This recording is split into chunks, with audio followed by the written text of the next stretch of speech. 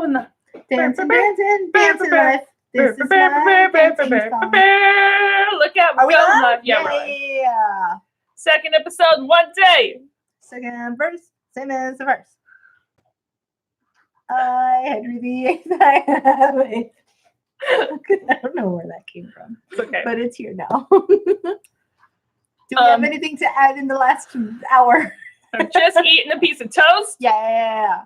And the jalapeno and ranch ruffles are very tasty. I had a handful of salt and pepper chips, so if there's pepper, And I still have some lipstick on. I don't think I put lipstick on any point in the day today. Yeah, I know, but your lips are naturally tinted more than mine That's are. fair. I did learn that my niece came home at 3 a.m. last night. Oh. That's what my sister was trying to talk to me about. She's like, I just wanted to talk to you because I want to not kill her. I rolled a natural 9. Yay! I want to roll one now. Okay, Before roll. we start. Yeah, do it. Ready? Ooh, Natural 17. I got the rebound off your mouse pad. I'll take it. If you like fancy dice, there's a Kickstarter If you like fancy dice, for really beautiful dice from Dispelled Dice, but they've gotten so much more business than they thought. It now is not delivered to 2021. And getting ones in the rain. But like, they're really pretty. If you got that 20s, I'll be it. I wasn't going to get fancy expensive dice. Dicing it up. Let's just say I didn't have willpower. Cool. Are we good? We good? 196? Let's pretend that something happened in the last week that was really exciting. Can you believe that Kaylee and Drake learned that synchronized swimming routine? Yeah. They're pretty incredible at it. Those two dogs that don't like water. Uh-huh. It's amazing. Now he climbs in and she gets directly on his back. Uh-huh. Because that way she doesn't have to get wet. Yes. And then performs a They juggle. routine. They juggle their treats. Mm-hmm. My favorite Simpsons line is when Homer goes, I love the ballet.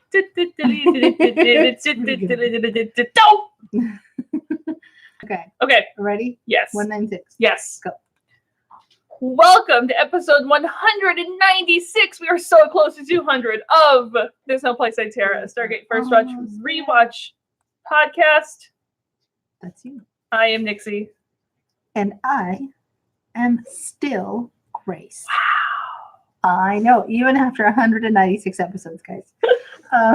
Today we're watching SG1, Season 9, Episode 3, Origin, aka Fuck the Ori in their fucking faces. That's my AKA. You know what? I don't even know if I'm going to edit that to be child friendly when I post that on Twitter. Fart the Ori. Hashtag fart the Ori. Fart the Ori. I actually like that better. It's funnier. AKA Fart the Fart Ori. the Ori. Okay. All right. I was trying to come up with something more to discuss before we get into the episode, but let's pretend that in the last week I watched the movie The Lighthouse. Okay. With Willem Dafoe. Cool, because I hadn't even heard of that as being a movie. It is a movie. I don't know if it's technically a thriller or not, but it's got some thrillery elements. Mm-hmm. But it's Willem Dafoe and Robert Pattinson. And it's made by the guy who made The Witch, which is a thriller. Also hadn't heard of that one. Let's pretend that I watched it and it's amazing. So, and we also made Stromboli. And it was delicious. Can I tell you that because we mentioned before, we met because we watched and listened to the Nerdist podcast. Uh-huh. I now no longer can hear the name Willem Dafoe without going Willem Dafoe. Willem Dafoe. He was just on the podcast again. Was he? On the Nerdist podcast. Yeah, I think probably promoting the Lighthouse. Yeah, I literally can't without doing that in my head. We'll pretend that happened. And then I am getting closer to completing the map in Zelda. This week on There's No Place Like Terra, Nick completes the Zelda map. Well, okay, I'm not haven't completed the map yet.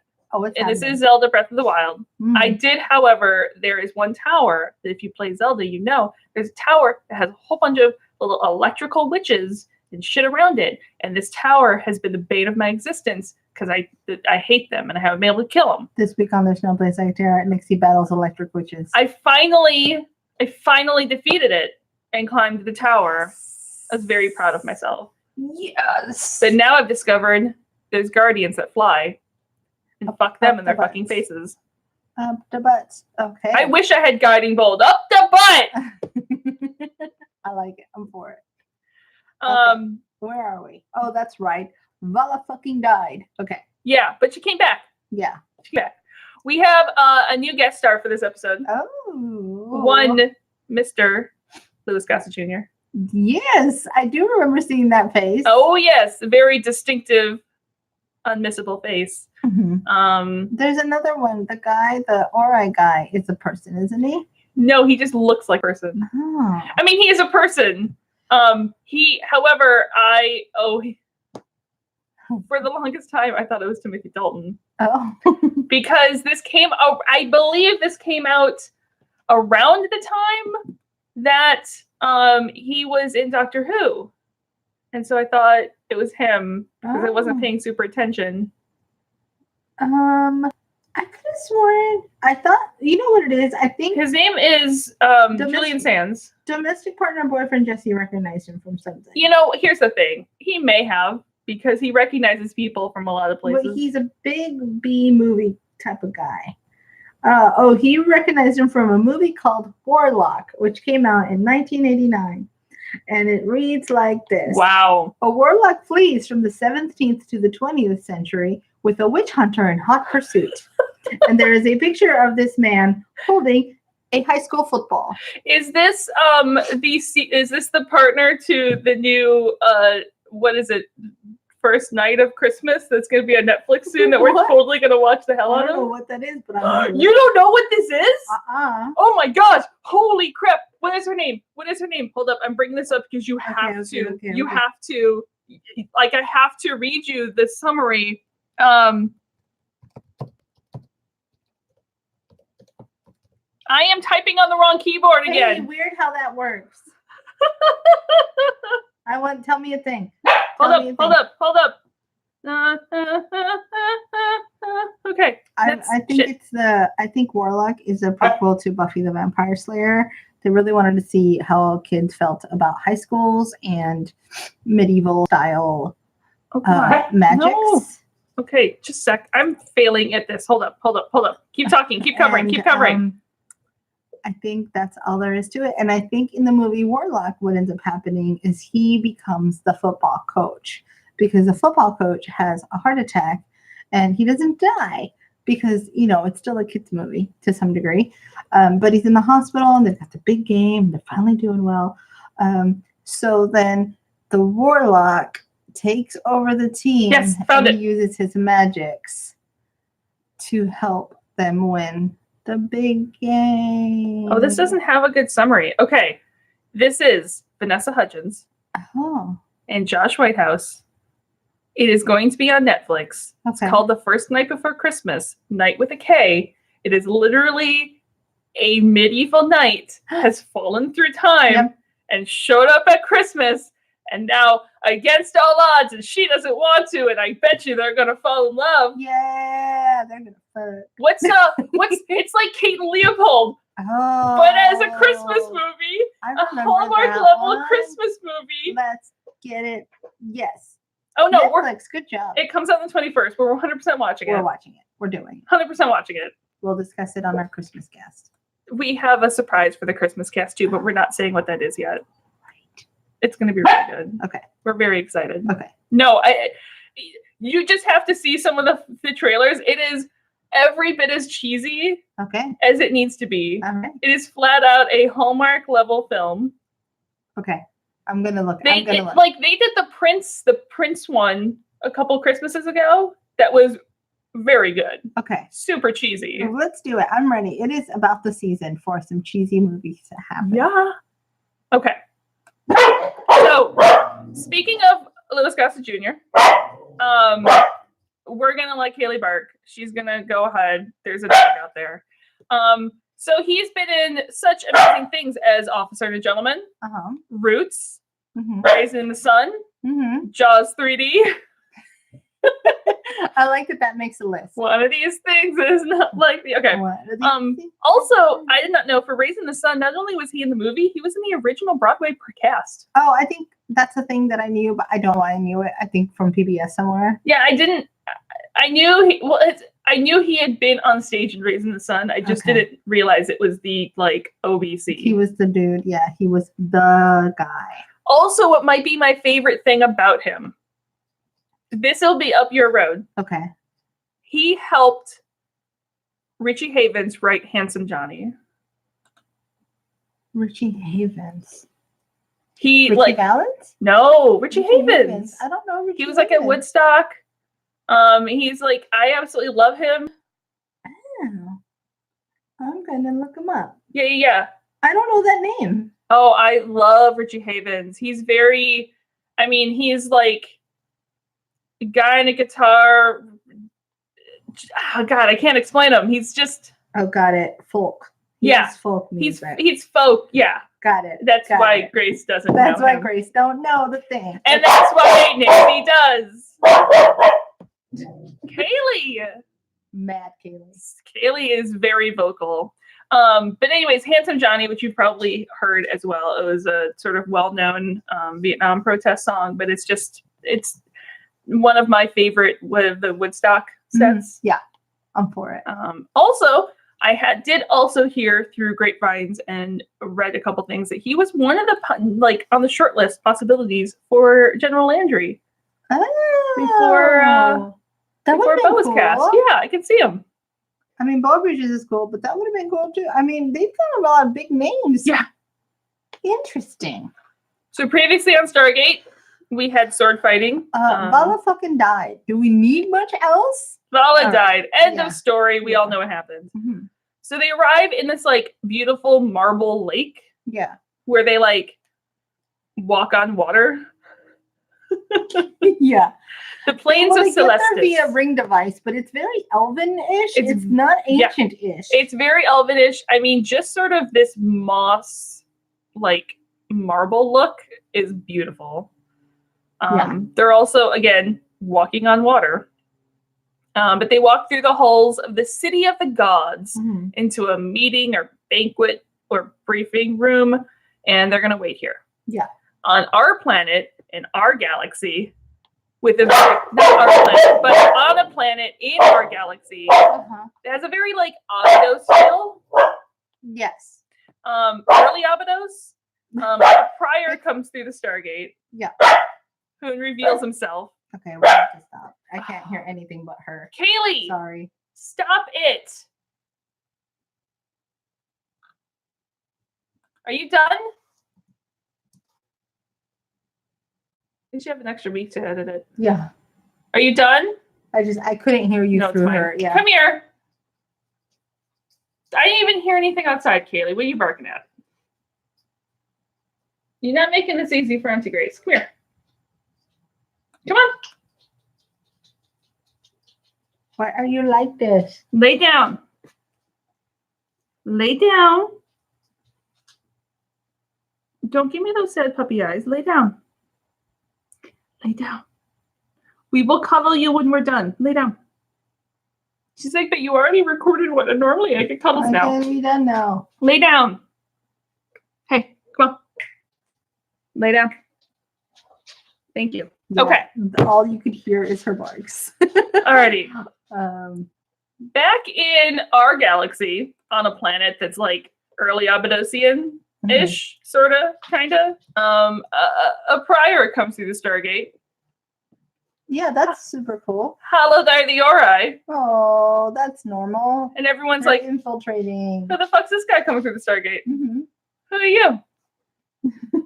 At the SGC, in the briefing room with Cam and Carolyn and Tilk and Landry, Daniel and Vala are stable, but they can't remove the communication stones. Yeah. It's connected to their mind, so caution's good. Yeah. Yeah. Hey, let's not kill them again. Remember how Vala died? Yeah. Let's not do that again. Landry gets that, but listen, if there's any more trouble, turning it off is the priority. Yeah. And he calls Teal'c into his office. So Teal'c briefs him on Garrick. On the Jaffa drama. Jaffa. So Garrick was the first prime of Montu. Mm-hmm. Montu followed Ra, later followed Ball after Ra fell. And Jaffa after these 2 episodes are just lore. Yeah. After the gold went bye-bye, the Ball's armada was led by a Jaffa named Hubrock. Yeah. He's a good guy. Okay. He's an ally of Braytak. He would have supported all the democracy reforms that Teal'c and Braytak and Ragnar are pushing. But 4 months ago, and while Kaylee, motorcycles are fine. You can literally hear the motorcycle go by. Yeah. Kid, this is going to be super not fun later. I understand you're trying to protect us from the motorcycle, but it's fine. Basically, just motorcycles are butts. If you have a dog, motorcycles are butts. Okay. I'm only going to recently have that. But 4 months ago, Hubrock disappeared. And while they can't that's strange. How hit did it, someone just randomly disappear? Well, they can't hit it on Garrick. Sure. I mean, everyone basically knows what happens to him. And Garrick supports a much more traditional, old school, old way of doing things. And he's also scooped up all the power. Yay, that makes everything super fun. Andrew, very much. I'm really glad you explained to me because now I've watched the episode twice and listened to you explain it, and I'm still kind of in the lore dump. Yeah. But yeah, this part was tough for me to get through. Yeah. Sometimes the lore dumps, I'm like, just get to the things. So basically, it's basically there was a guy that was super powerful. Okay.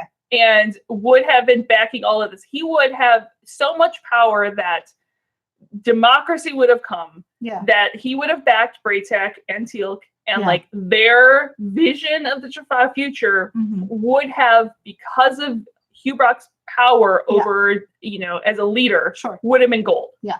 That guy was killed by Garrick. Yeah, because Garrick was like, hey, this is trouble for me. Yeah. I'm going to kill it. I want more power. Yep. So. Blah. In the Ori's briefing room-ish, Daniel's reading. Vala's just laying on the table. He's reading the Book of Origin, which is basically like most religious texts filled with fables and, characters are identifiable. Stories and doctrines are taught with parables. Very, very sort of standard in the structure. Yes. They mostly teach meditation on one's self-worth and self-significance and a path of righteousness towards a state of higher being. Vala eats an apple. No symbolism at all. Hey, nothing there. No symbolism at all. And interesting that Daniel finds is that fire is a central theme. Vala's like, no shit. Been there. Yeah. I could have told you that fucking shit. But Daniel points out an interesting dichotomy that here, and truthfully for some religions here on Earth as well, fire is light. It is energy. It's renewal. It's warmth. Yeah. But in other major religions, it's associated with sort of things that are evil, this demonic imagery with hell. And so Daniel actually wonders if the ancients had anything to do with that reversal. Yeah. Interesting. It goes along. I did a project, part paper, part visual, because fine arts major. That was, and I think I've mentioned it here on this podcast. There's only so many stories that we have, but that talked about how if you're talking about electromagnetic spectrum, blue is actually much more energetic and much more warm, essentially-ish, kind of, not really. And red is actually the lower frequency, and how those basically have got flipped in color tone just because of biblical things. Well, no, just the fact that fire is warm and ice, it always has that sort of blue tone, has depicted cold, and just how that flip happened from actual electromagnetic science. I mean, that is kind of cool. Yeah. I do love that for our ancients, there is still the fallen angel idea. Yeah. With the Ori. Yeah. Because it's essentially what we're dealing with, I think. That and some others. We'll get to a little bit of a lore dump later on. More lore. More lore. The main door opens to the room. That's what my AKA is for this episode. Lore dump. Lore dump, yeah. 100%. And the prior tells them that the village they were in has been corrupted. And I was like, we didn't do it. And puts the half-eaten apple back into the bowl. Good job. I like that she hides it too, like she cheats it so you can't see where she bit it. So Daniel is more productive and tries to explain the whole communication mix-up thing. They meant no harm. They're, looking for the Alterans. And the prior just wants to know about other unbelievers in the city and wanting to guide them back to the path. Yeah. Vala's real sure it'll be gentle and, loving. Yeah. And the prior says the Ori give everyone free will. Okay, so if they're so powerful, then why do they need us to tell us who doesn't and does not believe in them?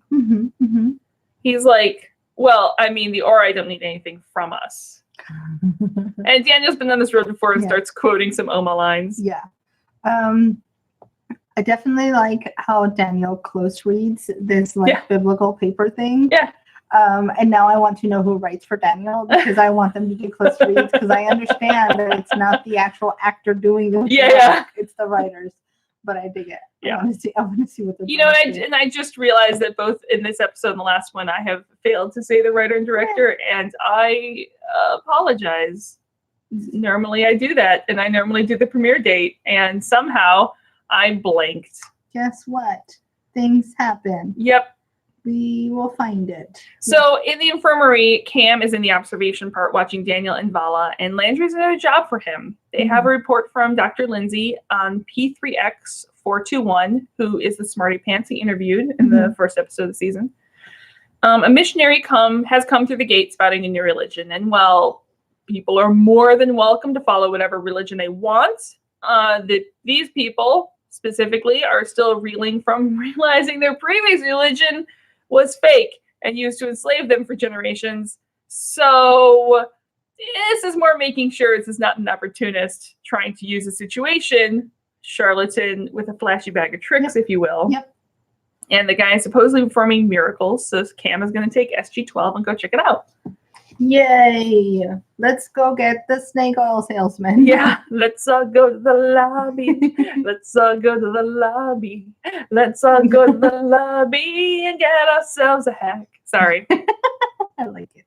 In the City of the Gods, the prior is just reciting the Book of Origin. Oh, sure. That's how you do. Vala's about to lose it.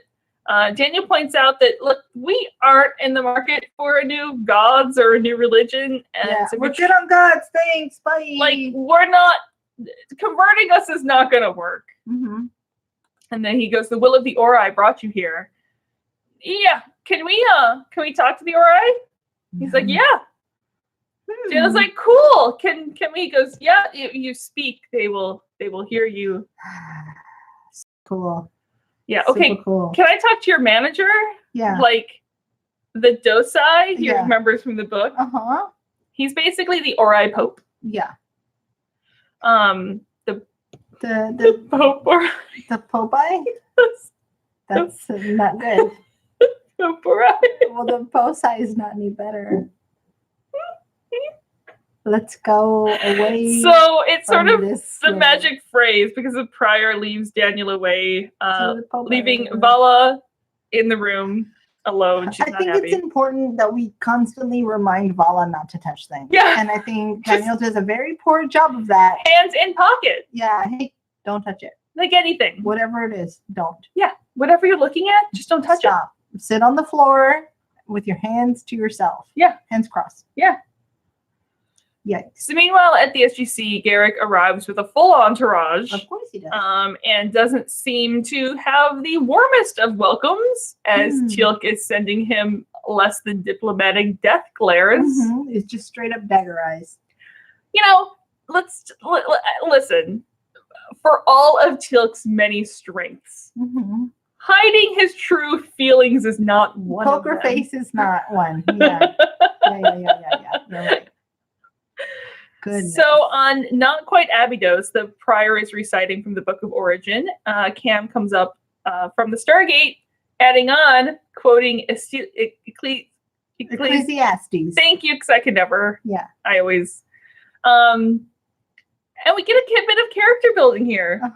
Because we learn his grandma was a Bible thumper. Oh, yeah. Who He's would bring got them all figured out. her grandkids to long Sundays at Hilda's Church of the Grand Epiphany. God, how bored was he in there? Very. Yeah. So bored. Very. Well, not only this, it's like, not only is he a kid, he seems to be an especially active physically person. Yes. So it's like, I can't. Well, because, and here's the thing, I can imagine this is the type of church where it's not just you have Sunday school and then you have mass, but this is a place that does like the luncheons after. That's a lot. You're there pretty much from the morning until late afternoon, I'm thinking. Yeah. Also, he's a history which buff. is fine if you want to be there, but imagine if you don't want to be there, how shitty that is. Yeah. Yeah. And apparently Cam is from Kansas. Oh. We don't learn this here. I'm just saying, like, we later find out, not a giant spoiler, that Cam is from Kansas. Although I seriously still would have guessed the Carolinas, but that's probably because Ben is from the Carolinas. That would make sense too. Something about the Bible thumping approach to It's also just something about his accent. Yeah, that's fair. Well, he's probably just Ben's accent. That's what I'm saying. Like, he just feels like a Carolina boy. Yeah, I dig that. I'll take it. I know a couple of them. So Cam tries to have a conversation with the prior. And it's just basically circle talking. Yeah. Like, there's no straight answers. Until the prior says, yeah, well, you're from Earth. And the home of Daniel Jackson. Oh, yeah. I know all the things about you. I know everything about you that there is to know. Thanks, bye. Which causes everyone to pause. Because that's weird. Apparently, Daniel Jackson is where the prior learned that you have needs. The need is the revelation of your destiny. What in the farts is going on? Yeah, just the name of like Daniel Jackson causes like a giant record scratch. Yeah. What is, how is this okay? So back in the city of the gods, but in a new room, there is a person standing before, it's a symbol that like looks like the vagina altar that Vala was burned at. Yeah. But when it's on a wall up like that, it looks a little bit more like an ankh, like a elongated ankh. Yeah. Sort of. And there's just one wall of fire. Just literally a wall of fire.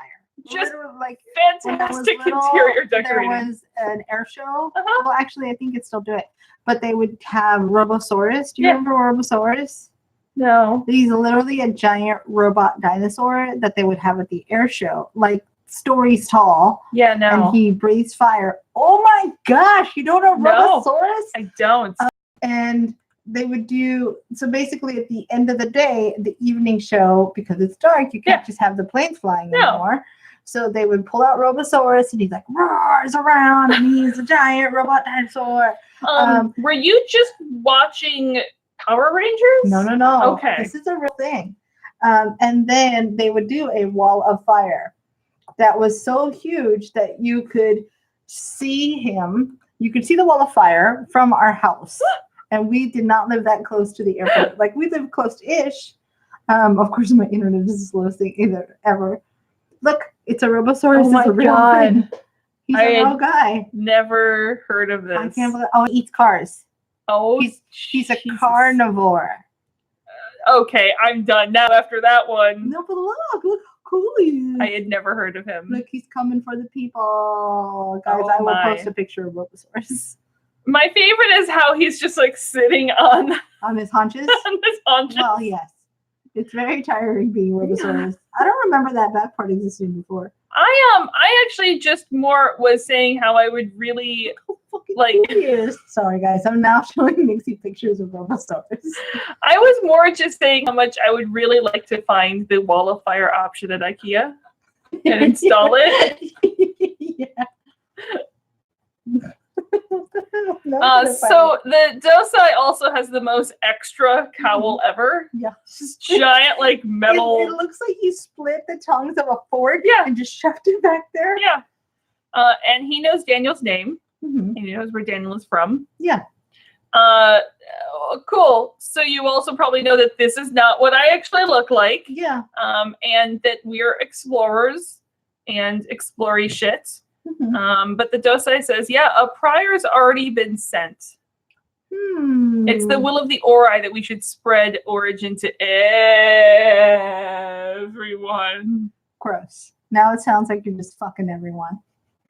Just spread the Ori. Sorry, I went there.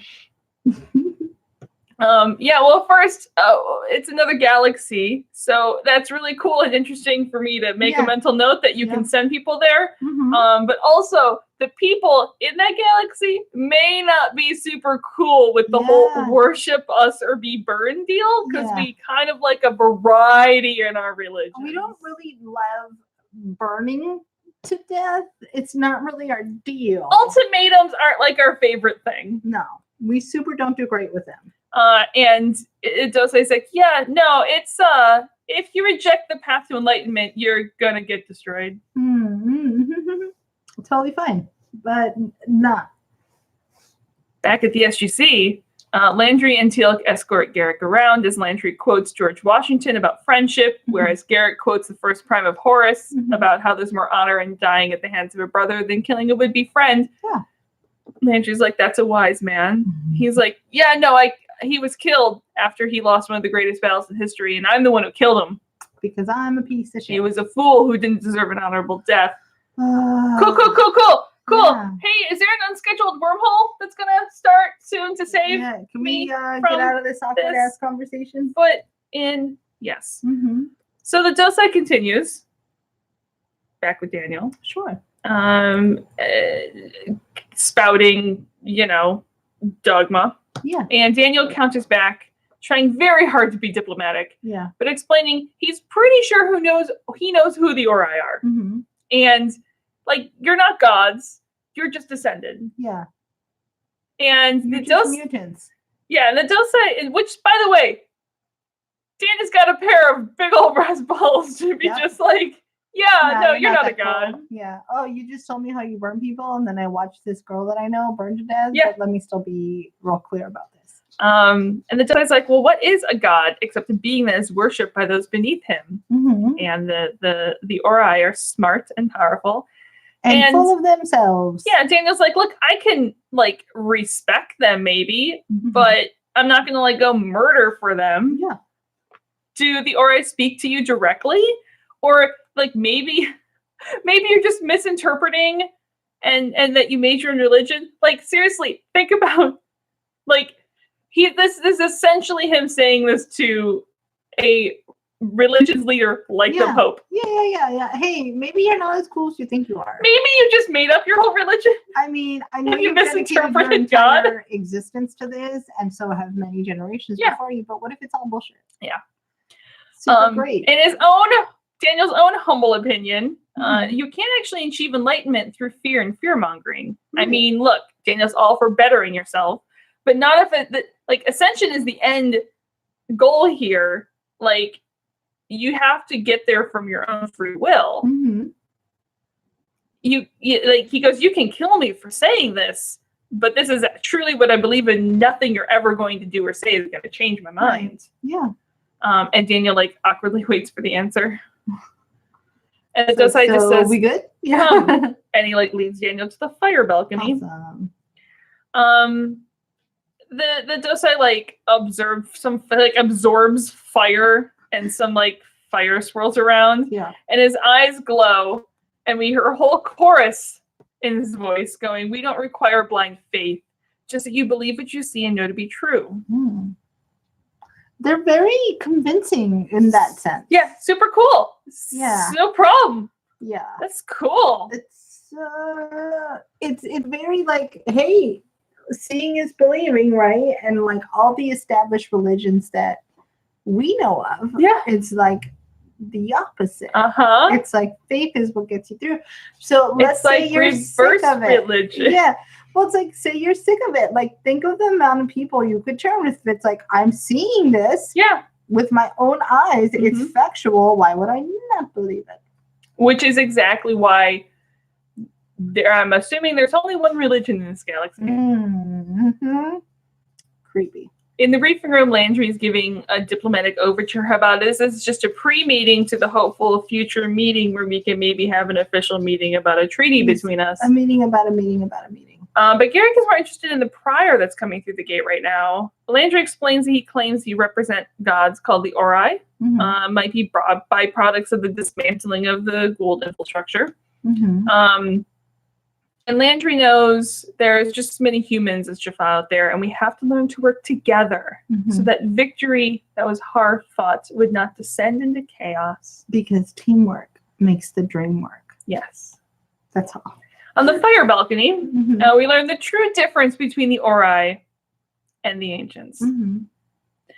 The Ori tell Daniel that the Alterans are those who abandoned the path, that they're evil, that they shielded you.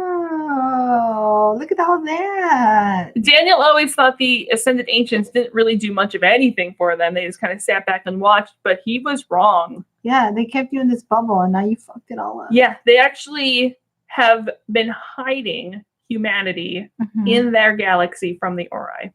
Good job, us. So the Ori and the Ancients used to live together as the Alterans. They were one people.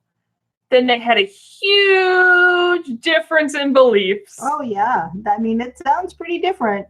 It kind of, sort of, to oversimplify things, became like the whole science versus religion split. I guess so, yeah. Yeah. Technology. Yeah. Sure. Yeah. Okay.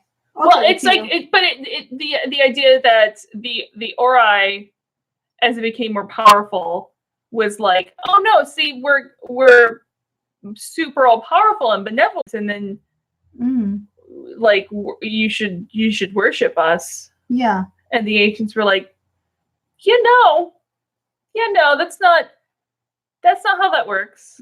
It's really like if an authoritarian versus a not authoritarian approach In the most two extremes possible. Yeah.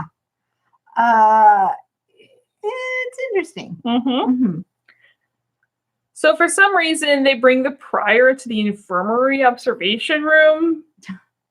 And Cam explains that they can't disconnect Vala and Daniel. And the prior is just like, well, it's the will of the Ori. You're so full of garbage. Cam's like, look, we would maybe listen to you a little more if you helped us out in this situation. Yeah. In the briefing room, they're discussing planets. Apparently, some of the Tari, some of the planets the Tari are discussing, and we don't know the context, whether they want to control them or at least not let the Jaffa take them over or something.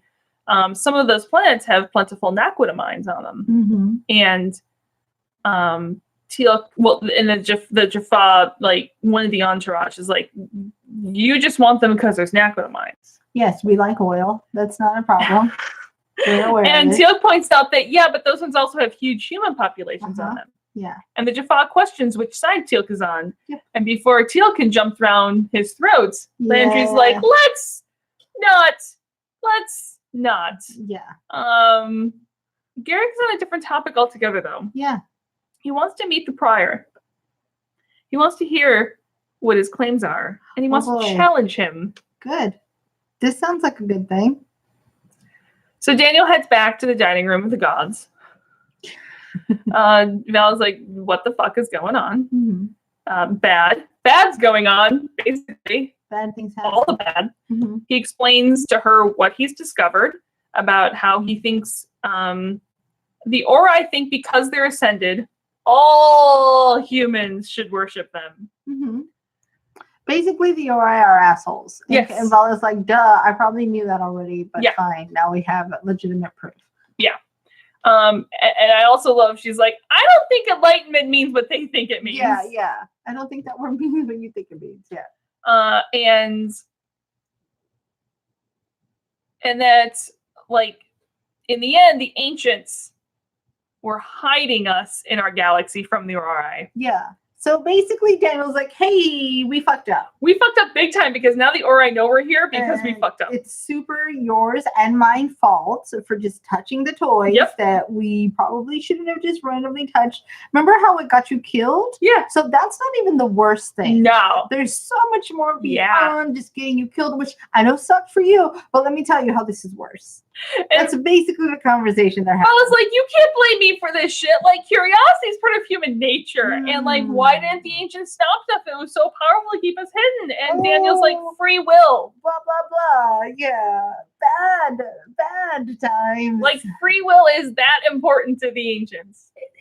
It's so important that you are willing to let people just kill themselves. They were ready to let the galaxy destroy itself. Yeah. Because free will. That's how free will works. Like, they're not going to interfere with the lower planes. They're like expert black belt level of detachment. Yeah.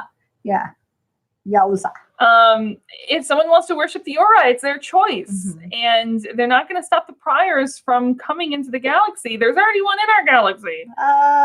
And while the priors have cool superpowers, they are still human. And yeah, the options kind of are like when it's cake or death, but it's a really, really shitty cake and death. It's like poop or death. Yeah. Would you prefer poop? Would you like a poop cake or death? Or death. I mean, you're like, well, I mean, I'd prefer neither, but I guess. It's a cow pie? Yeah. But an actual cow pie? Gross. Hi. So Daniel has no clue what to do. This could basically turn into a crusade, and Vala just knows they have to get out of these bodies one way or the other. Yes. At the same time, we see the Docile tell the prior to take the two back to the village and to cleanse the city, forever marking the beginning of a new age. What a nice way to word that. Let's just cleanse the city. I'm pretty sure cleanse is not like wash it down with your water hose. No. Evil has raised a great many undelivered in a far-off place, and he must be shown the path. Sorry.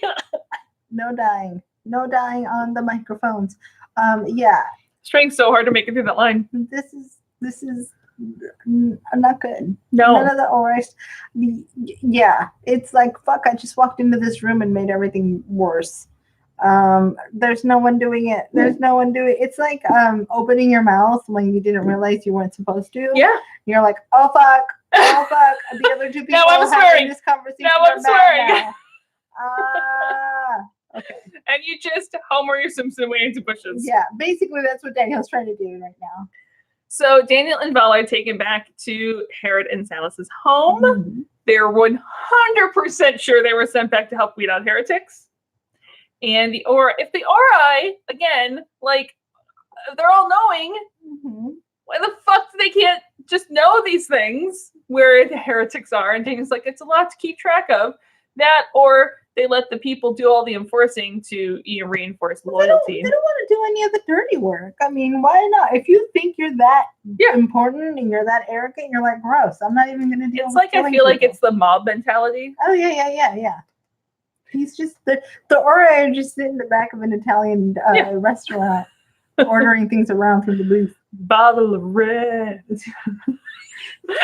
Bottle of what? I don't know why I brought it to Billy Joel. I like it. I'll take it. Mainly probably because of the name of the song. So the problem is that there's no way to find where the artifacts are, nor to find where the communication thing is, because I'm assuming maybe there's no other bubble device along with the first bubble device, because they already have the little scarabee thing.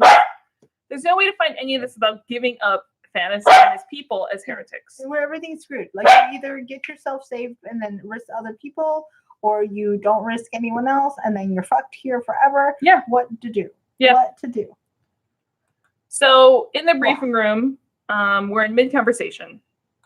The prior's like, what's this? You don't believe in a higher power?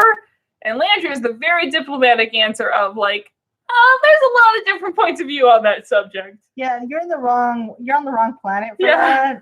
We've got so many just in this planet alone. Yeah. Yeah. A whole variety. We have a whole smorgasbord.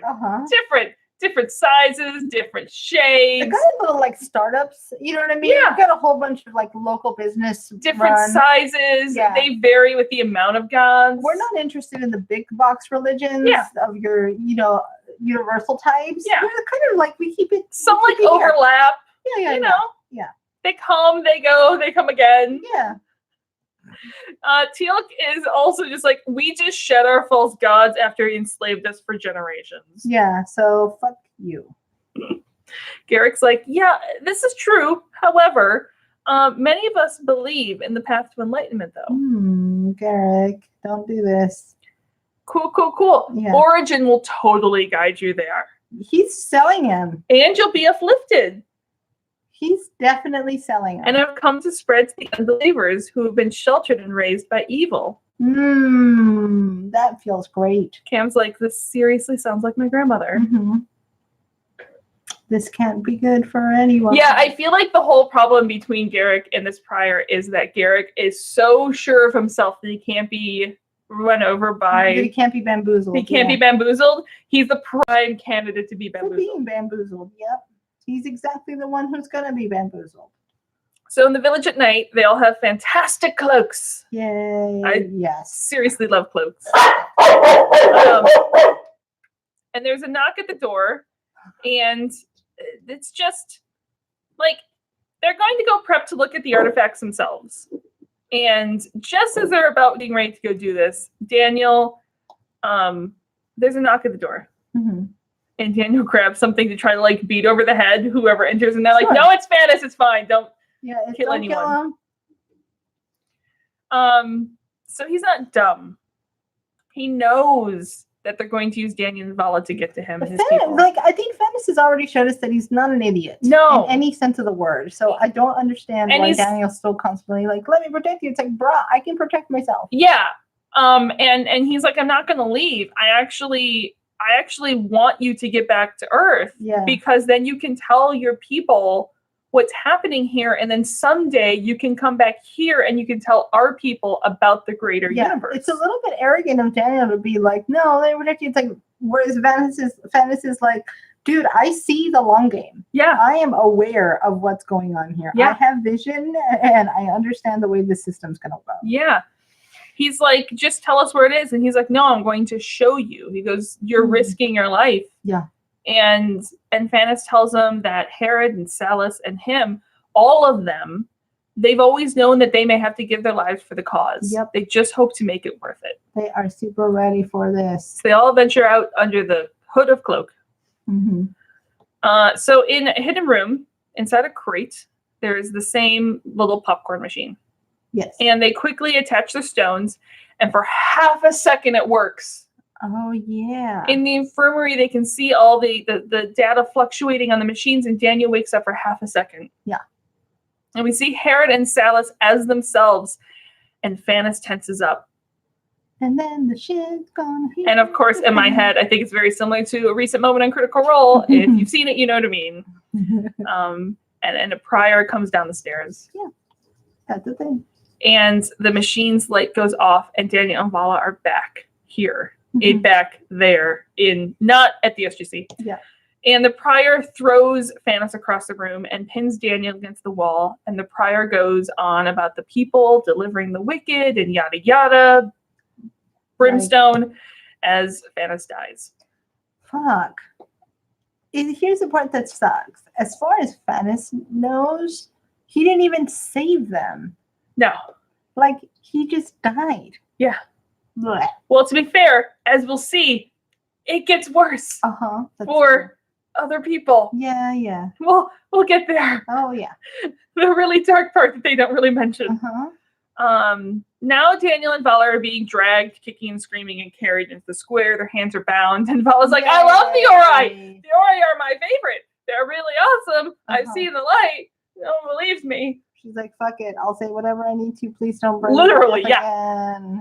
Daniel, like, Daniel's like, I've heard you do better. Yeah, you are a much better liar than this. And he tries fighting, but it doesn't go well.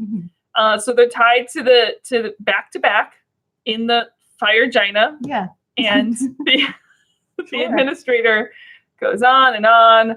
Dogma, Brimstone. Creepy wannabe Lithgow. Yeah, he is kind of. Yeah. Basically, burn the unbelievers is what he's saying. Oh boy. Second time's a charm, Vala says. In the SGC briefing room, the prior tells them that they don't shield knowledge like others ancients do. Just follow the path. Assholes. It's all laid out for you. Easy peasy. Yep. Lemon squeezy. Just do whatever exactly we want you to do, and we won't burn you to death. The end. Bye. Walter whispers something to Landry, and he's like, yeah, I'm going to be right back. Hey, Cam, come with me. Out in the hallway, Carolyn tells them that Daniel and Vala woke up for just a moment. Yep. Something's definitely weird. And oh boy, did they have something to say. In the village, the guy goes on, like, and the prior is standing there as well. I'm watching all this. Cam comes back into the briefing room, pointing his gun at the prior, as do a bunch of other guards. Garrett's like, what the actual fuck? Yep. And yeah, we got some new intel, Landry shares. And they go to take the prior's staff, and Garrett wants to know what that info was. And it's like, we'll tell you in a minute when you're not so fucking crazy. And the prior plays innocent. He's just preaching the word of the Ori. Yeah, no. And Landry's like, yeah, that was never going. That wasn't going to be spread among this world ever. Right. We never really went for your bullshit. Thanks, bye. And prior's like, well, then I must go. And they're like, yeah, no, that's not going to happen either. Yeah. In the village, hallowed are the Ori. The bucket is lit on fire by the prior. Yay, it's fire bucket time again. It's so much fun when fire bucket This whole end of the episode flies back and forth in hot motion. And at the SGC, also hallowed are the Ori, as he, like, casts summons, instant summons on his staff, but, like, a lower level version of it. Yeah. He's like, Asio. I want a lower level version of instant summons. Like, just enchant one item. Yeah. So within, like, I'll say 100-foot radius, I can just call that one item to me. What's your one item? Well, if it was Sam, it would be either her staff or her satchel. What if you're Nixie? If I was Nixie, okay, it's not one item. It'd have to variable, but it'd be my knitting. That's a good idea. Yeah. That makes sense. It'd be my knitting. But I would not have it within a 100-foot radius. I would like to come to me if I was, like, somewhere else from home. Yeah. Like, I forgot my knitting. Summon. Yeah. Send to me. I don't want to have to destroy a gem. I believe it's like a higher level, so it's like a really expensive gem you have to destroy for it. Yeah, don't do that. That's too much work. So in the village, the bucket is tipped.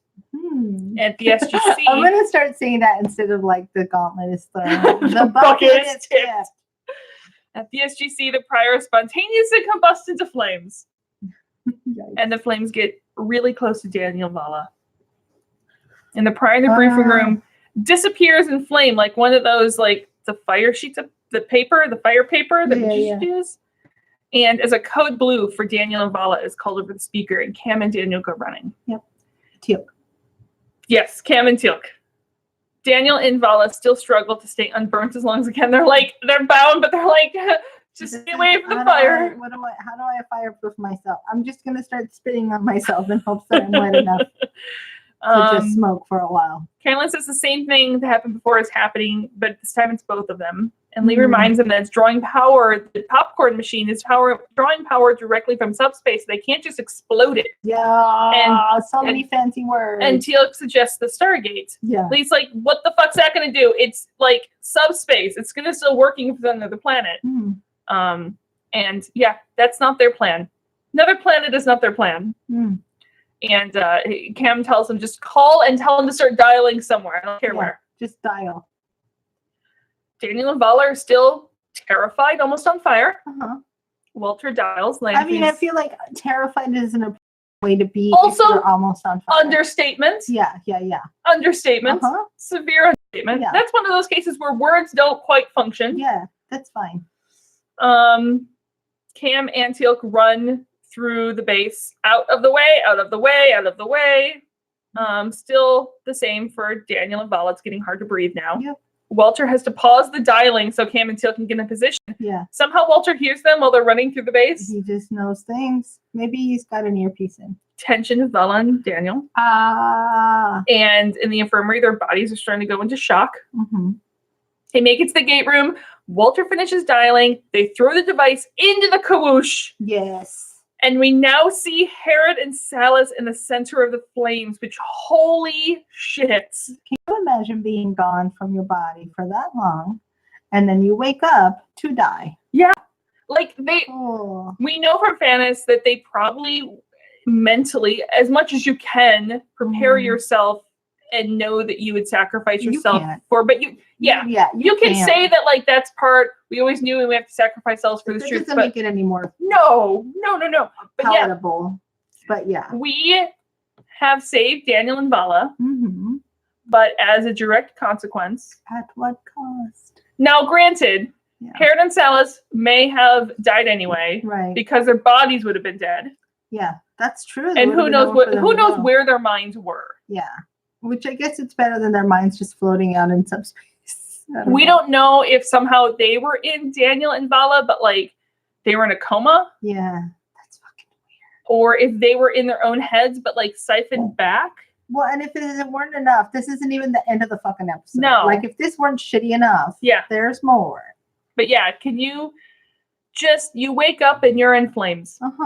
You're like, cool, I'm going to go back to sleep now. This is where the SpongeBob meme shows. It's like, all right, I'm going to head out. Yeah. Like that SpongeBob meme shows up. I don't know that meme. I'm going to show it to you after. Okay. Carolyn and Lee are about to shock Daniel and Vala when their eyes open, so don't shock them. And obviously they're extremely panicked as they wake up and look around. Yeah. Fuck. The gate is still active when Landry gets the call and shares the word that they have regained consciousness. Well done. That is what Cam is talking about there. Yep. So back in the fire room, the docile rewards the administrator, who gets to look upon the flames, and he magically turns into a new crier. Yay. Ages him, gets paler, wipes his eyes. Runes all over his face. Sort of turns into like a vampire-looking thing. I guess so, yeah. And the docile basically literally calls for a crusade on our galaxy. Cool. Great holy armies trained to fight, ships that will carry our warriors out among the stars. I guess it's appropriate that their dress is so medieval then, because it is crusade times. And all the wicked shall be vanquished. Yay! New enemy to deal with for the rest of the life. So at some point later in Daniel's office, maybe the Wraith will eat the Ori. That would be awesome. That'd be cool. Teal'c is there in Daniel's office, and Vala undoes the linking bracelets. He thanks her, and she says nothing. And Cam tell him that Landry's waiting. So in the briefing room, priors are going to show up. And the galaxy is far away, but the priors have power. They can make things happen. And even if it's a one-way trip, priors have no issues with sacrifice. Then we'll just keep making more. We'll just throw more people at the fire thing. Yeah. And who knows if the Ancients are going to try to stop the Ori themselves. But as for the priors and humans, like, there's a lot of people in this galaxy who are going to buy into this religion. Imagine poor Daniel's conversation. She's like, so we fucked up. And it's real bad. Like, you're probably it's bad. It's worse than that. Yeah. But let me tell you anyway. Yikes. And Teal'c's like, please, we know about false gods. But you have to remember, these aren't just people with advanced technology like the Gould are. Right. Like, the Ori have real power. They have Asgard level, not Asgard, but ancient level shit. It's going to seem like proof of God. It's going to be a very convincing argument. And Cam, I love him.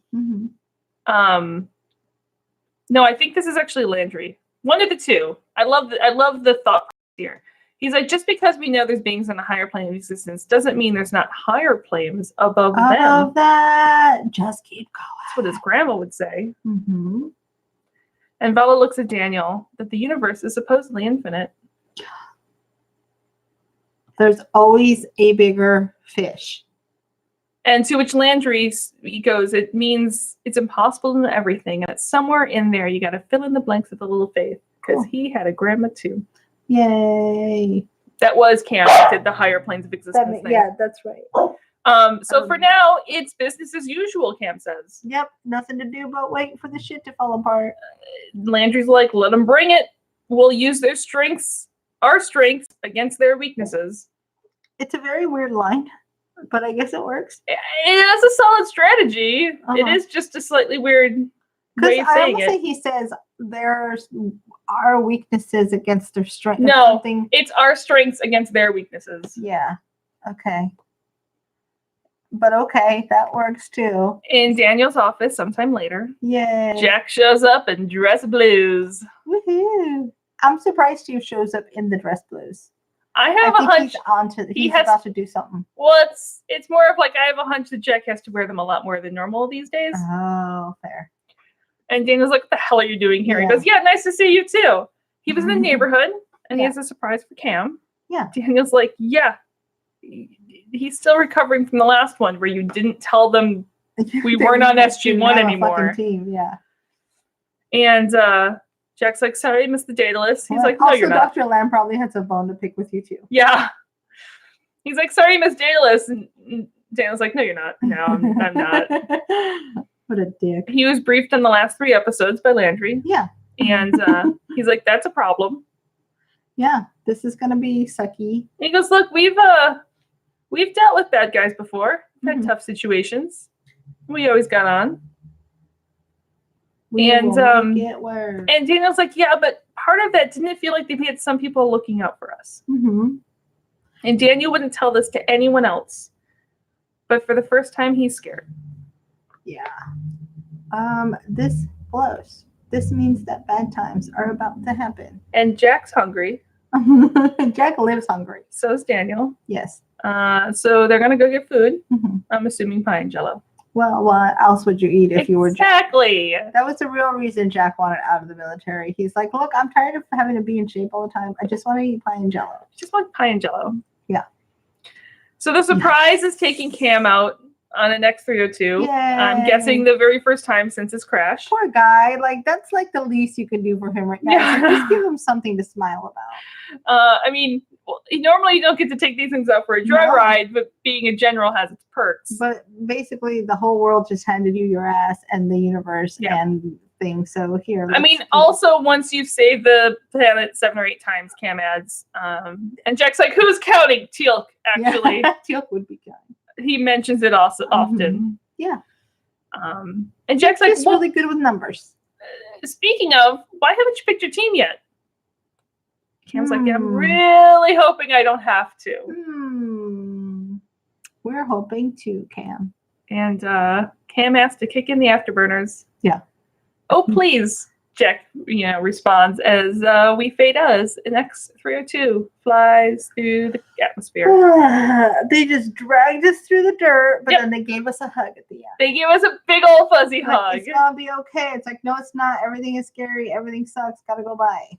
These are some pretty tricky bad guys we got dealing with now.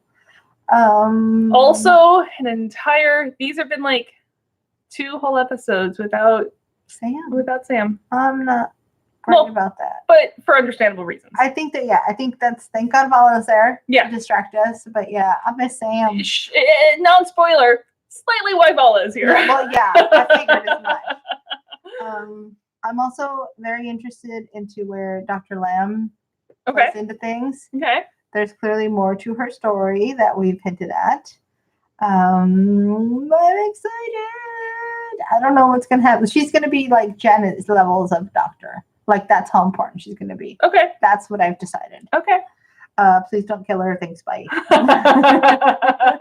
Heroes Part 3. Yeah. I've had no more. Yeah.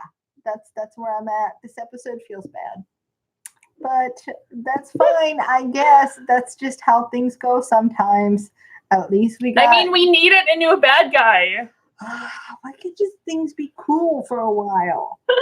Why can't the bad guys just be little, like, lower level bad guys that we just kind of, fuck around with every now and then? Okay, I'm ready. Alrighty. I'm ready for the next. So, our next 2 episodes are going to be Atlantis. We're going to do Intruder and then Runner, and then we will be back until the 2-parters, until flipping back and forth. Okay, got it. But we've done the first episode of Atlantis, so we're going to do 2 more Atlantis now to catch us up. So then we'll have finished the first 3 episodes of each series. Stay with us, guys. Yes. It's gonna get dicey, but we're gonna love it. Thank you for listening. Yes. I'm exhausted. I feel exhausted by these bad guys. I feel exhausted by the idea of like, how the fuck are we gonna deal with them? Mm-hmm. Things feel bad. On a completely different note, for those of you who know Atlantis episodes, I've done calculations, and if my calculations are correct, you guys who know, our 200th episode, I think, is going to be Duet. Duet. For those of us who know Duet, know how that makes me happy. I'm going to call it the Do It episode. Do it. Prediction. Everybody does it in that episode. Do it. Alrighty. Okay. I have been talking for a long time. Yeah. Let's take a break. Guys, thank you for listening. We'll see y'all next week. Yes. Until then, find us on Twitter at Terra Podcast. Find us on Facebook at There's No Place Like Terra. Email us at theresnoplaceliketerra@gmail.com. Rate us, like us, view us on podcasty things and stuff. Fuck the URI. Okay, gotta go. Bye. Fuck the URI.